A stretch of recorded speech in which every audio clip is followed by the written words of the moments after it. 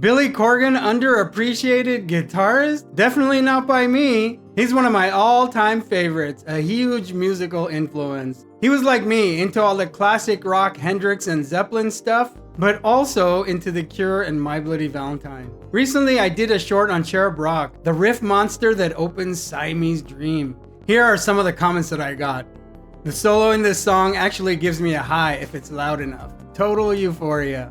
Absolutely great riff. Love how the bass accommodates the guitar. Very underrated bass line. Raise your hand if you understand. Of course, Corgan is playing the bass on this tune. The way he layers the guitars definitely inspired a lot of musicians. Melancholy and the Infinite Sadness is such a classic album. It sold really well for a double album, and we all know double albums used to sell like crap. So why does Corgan think he's so underappreciated? Let's dig in. We'll review 2 articles from Guitar World magazine. Here's the first one. The creative force behind the Smashing Pumpkins is often overlooked in the greatest guitarist of all time conversation. He may be most widely known as that creative force, but Billy Corgan is a top-tier electric guitar player, a fact that often flies under the radar. Indeed, Corgan's guitar chops are routinely underappreciated by the wider music world, and that's an injustice that Corgan himself is well aware of. The Smashing Pumpkins frontman discusses such observations in a new interview with Guitar World, and reflects on how even some of his band's listeners don't recognize his contributions as a guitar player. It's something he's had to deal with throughout his career, as he's often overlooked in favor of some more conventionally flashy players. But it's not something that sits lightly with him. Most people don't even recognize my contribution as a guitar player, Corgan argues. They don't even assume I'm the one playing a lot of the guitar. Now this is quite surprising to me, because ever since I've been listening to them, for me the guitar was one of the main focal points, and I knew it was Corgan playing most of the stuff. Corgan continues, "You have these silly lists that come out about the greatest guitar players. I usually don't even make those lists. Or they'll put me behind somebody who I could play circles around. I don't mean to denigrate the person in front of me or the people in front of me, but come on, you know, I'm enough of a guitar player to know who's a great guitar player." And here's a clip from the second article. "EVH comparisons are futile, but there's no denying you're underrated." Corgan replies, "Once you go beyond, let's call it the Zakk Wyldes and Dimebag Darrells and the truly great Randy Rhoadeses, there's a lot of people who pretend to play the guitar." I agree. I certainly have no problem believing I'm better than a lot of them. Originally, I was a guitar player. That's all I wanted to be. I was sitting at home at 17 trying to play speed runs. I wanted to be Yngwie Malmsteen, Randy Rhoads, and Eddie Van Halen. As Corgan explicitly addresses, greatest guitarist articles are always divisive. None more so than the one Rolling Stone compiled at the back end of last year.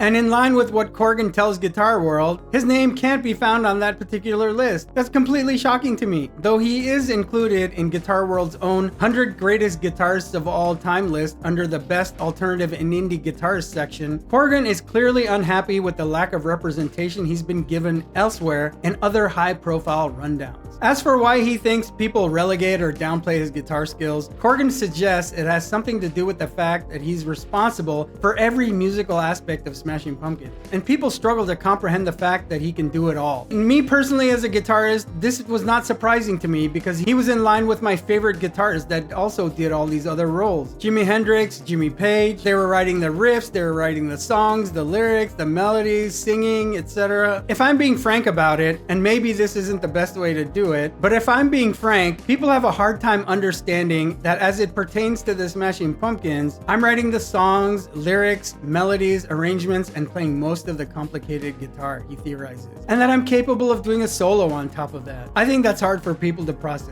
Now let's get into the new album and how the band reconnected with their 90s sound. How did you avoid the nostalgia trap while putting together Agori Mori May? That's a fantastic question. I'm not sure I can do it justice, but I'll give it a quick try. I have a feeling you can. Thank you for that little bit of praise. When Jimmy and I had Zwan, our manager was Elliot Roberts, who famously managed Neil Young. Elliot had very strong opinions on nostalgia. He told us how nostalgia was the trap you could never escape from. He instilled in us that our future, if we had any future as musicians, would be navigating nostalgia. We stuck to our guns that it would work out, which was true, but there is another layer if you want it. Here's the weird thing that you can never anticipate when you're in your 20s making, let's say, your seminal work that people will always identify you with. That's when they get to know you, right? Whether it's Drown in 1992, Cherub Rock in 93, '93, Bullet with Butterfly Wings in '95, or Everlasting Gaze in 2000. You never imagined that someday you'll be answering to the shadow you created in your youth. Why have you dialed back to your 90s sound with Agori Morime? Corgan responds, "That's why it's so interesting about Agori Morime. We decided, on our terms, in our own time, with a very organic feeling, that it was time to get back to this way of playing guitar and drums, and that we finally did what people wanted of us. You can see we're being rewarded for it, which is great, but it wasn't in our bones to become a Xerox of who we used to be, which gets down to the question of integrity, self-motivation, and why we're even in this band." Speaking of the pumpkin sound, as you assembled Agori Morime, what were the keys to harnessing that tone? When I worked with Tony Iommi in around 1998, I had this epiphany. I was in the studio and I'm 5 feet away watching Tony, and I'm looking at his gear, and he sounded like Tony Iommi no matter what amp you've got him on. For guitar players, you always go back to the attack. If you look at Eddie Van Halen or Uli Jon Roth's attack, it's really in the picking. Is gear important? The gear is important, but a lot of players place too much stress on gear and not enough on the pick attack. I think it's just the way that I play. I've been using these boutique Karsten amps in the studio, not exclusively, but predominantly. Brian Karstens, an amp builder out of Chicago, built me an amp called the Graves. We've since built another, the Empire, which is a metal-based amp. You're still using tube amps? Some of the sounds you hear on the new record are us recording on one amp and then running it through the other amp and combining the two signals. I'd say 90% of this was straight into the amp. Pure power. Do you still break out any of your old Strats? I've been using my signature Reverend models, the Z1 and the Drop Z. Those aren't modded guitars. Those are off-the-wall stock guitars. I had a relationship with Joe Naylor, who used to own Reverend and now does development for them. They approached me about doing a signature guitar in 2016, and that guitar, the BC1, won awards at NAMM. Later they approached me and said, "We don't want to change that guitar. It continues to sell. It does well for us. Can we do a different guitar? Is there anything you want?" I said, "I'd like a guitar that captures my 90s sound." Joe and I worked on getting what I call the Sabbath note, which is a lower octave when you play low riffs, but it's in the pickup sound. It's not something you get out of the amp. That guitar, the Drop Z, which still has my Railhammer pickups, has been successful. That thing is just vicious, man. And you've got an album to be proud of. That must be satisfying. We're very encouraged that people are supporting our new music. It's been a hard case to make in the music business for the last 10 years, that the band has a future as a recording act. Most of the energy has been focused on the live show because we can go out and sell tickets because of our catalog.